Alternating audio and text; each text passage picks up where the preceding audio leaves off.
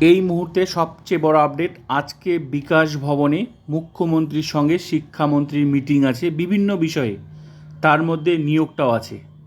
আশা করা যায় 2025 এসএলএসটি খুব তাড়াতাড়ি বাকি প্রসেসগুলো শুরু হবে। আজকের মিটিং ভীষণ গুরুত্বপূর্ণ।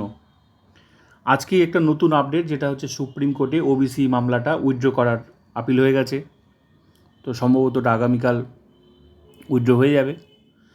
তো 2025 এসএলএসটি আশা করা যায় ভালো খবর আসবে খুব তাড়াতাড়ি। প্রসেস, এসএসসির প্রসেস থমকে আছে।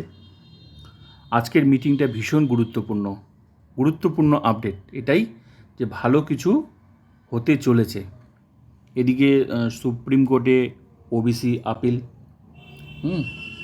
কারণ নতুন যত নিয়োগ হবে এখন থেকে তো 7% হবে, ঠিক আছে। সঙ্গে 2025 এসএলএসটি নিশ্চয়ই এটাতে কোনো ভাবনা চিন্তা বা কোনো নিশ্চয়ই এটা নিয়ে তো অবশ্যই আলোচনা আছে। শিক্ষামন্ত্রীর সঙ্গে মুখ্যমন্ত্রীর মিটিং আছে, বিভিন্ন বিষয়, তার মধ্যে নিয়োগটাও আছে। এখন দেখার কত তাড়াতাড়ি নোটিশ আসে, তবে যা হবে ভালোই হবে। আজকে মিটিংটা কিন্তু ভীষণ গুরুত্বপূর্ণ। এখন নোটিশের জন্য আমাদের অপেক্ষা করতে হবে।